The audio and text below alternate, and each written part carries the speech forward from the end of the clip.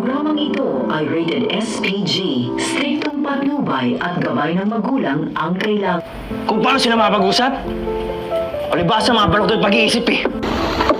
Hindi nila maintindihan na tama ang ginawa ko. Na pinatupad ko lang yung batas.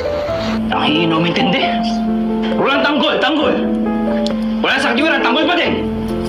Lalo na yung lola niya. Pagdating kay Tanggol, hindi na marunong makinig sa rason. Baka napag-isip-isip na yung si Lola Tinding na mali siya. Kaya di niya kayo naharap. Eh, napaya siya. Dahil ang tingin nila sa atin kasi, tayo may kakagawa ng pagkakakulong ni Tanggol. Eh, kriminal siya eh. Siya dapat sisihin. Eh di siya.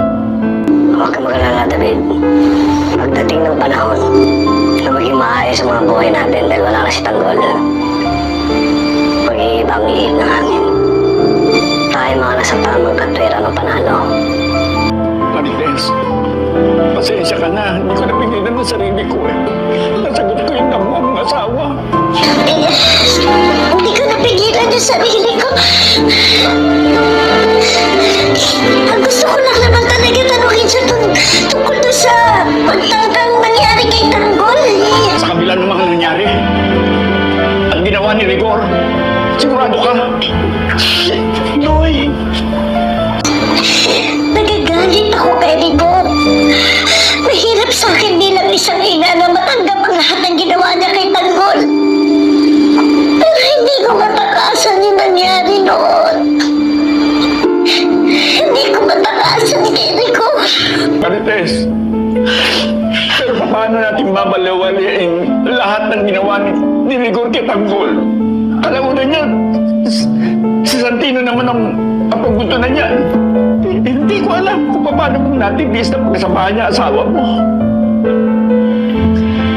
Uy, alam mo. Bakit? Kahit kailan hindi gagawin ni Rigor kay Santino ang ginawa niya kay Tanggol. Walang ama.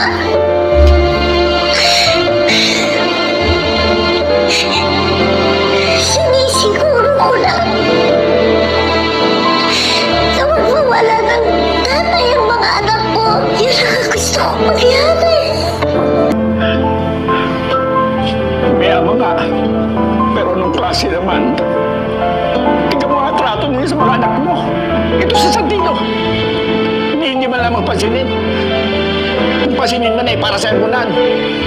David, ayun, lahat binibigyan ng luho. Kaya lumalaki mayabang.